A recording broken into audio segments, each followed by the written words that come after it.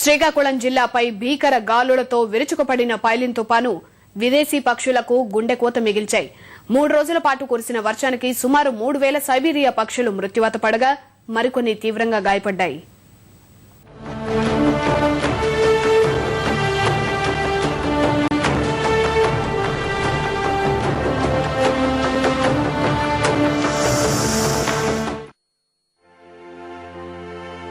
పైలిన్ శ్రీకాకుళం జిల్లాను కకావికలం చేసింది. ఈదురుగాలులతో భారీ వర్షాలతో ఆస్తి పంట నష్టం చేసిన తుఫాను ప్రజా జీవితాన్ని అస్తవ్యస్తం చేసింది. వాతావరణ శాఖ హెచ్చరికలతో ప్రాణ నష్టాన్ని తప్పించినా పక్షులను మాత్రం కాపాడలేకపోయారు. తుఫాను ప్రభావంతో 220 కిలోమీటర్ల వేగంతో వీచిన ఈదురుగాలులకు అరుదైన సైబీరియా పక్షులు భారీగా మృత్యువాత పడ్డాయి.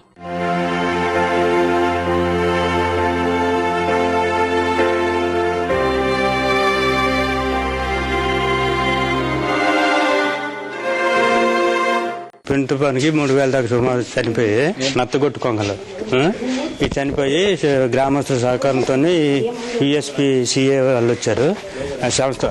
సంస్థ స్వచ్ఛంద సేవా సంస్థ వాళ్ళ సహకారంతో వాళ్ళు ట్రీట్మెంట్ చేస్తున్నారు. ఇప్పుడు ఫారెన్ డాక్టర్స్ కూడా వస్తున్నారు. చూసిన తర్వాత మేము చెప్పగలం. బతికినవే 15,000 20,000 ఉంటాయి.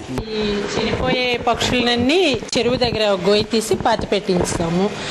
మనకి దెబ్బలు తగిలిపోయిన వాటికి ఇక ఫారెస్ట్ డిపార్ట్మెంట్ వాళ్ళు ఆ డాక్టర్స్ వచ్చి మరి బ్యాండేజెస్ మెడిసిన్ ఇస్తున్నారు. ఇవి జూన్లో వస్తాయి. మళ్ళీ నవంబర్ నాటికి పిల్లల్ని ఇచ్చేసుకుంటూ వెళ్ళిపోతాయి. ఏటా జూన్ మొదటి వారంలో తూర్పు కనుమల సమీప ప్రాంతమైన ఇచ్చాపురం మండలం తేలికుంచి గ్రామానికి వేల సంఖ్యలో ఈ పక్షులు వస్తుంటాయి. నత్తగుల్లలు ఆహారంగా తీసుకునే వీటి వల్ల ఎలాంటి హాని ఉండదు. నవంబర్ వరకు నివాసం ఏర్పరచుకుని ఈలోపే గుడ్లు పెట్టి సంతానోత్పత్తి చేసుకుంటాయి.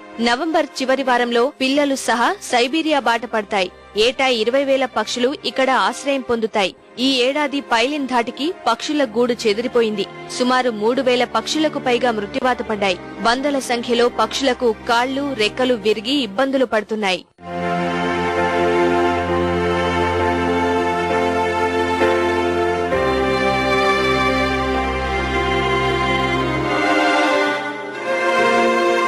ఇక్కడ బలమైన గాలులు వేయడం వల్ల పక్షులు చాలా దెబ్బతిన్నాయండి.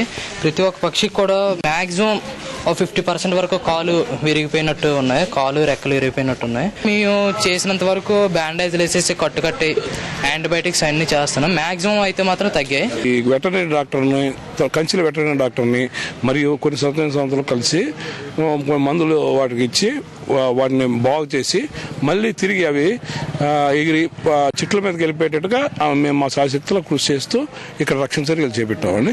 మృత్యువాత పడిన పక్షులను స్థానికులు మూకుమ్మడిగా ఖననం చేశారు. గాయాల పాలైన పక్షులకు గ్రామ సచివాలయంలో ఆశ్రయం కల్పించారు. తీవ్రంగా గాయపడిన పక్షులకు విశాఖకు చెందిన ఓ స్వచ్ఛంద సంస్థ వైద్య సేవలు అందిస్తోంది.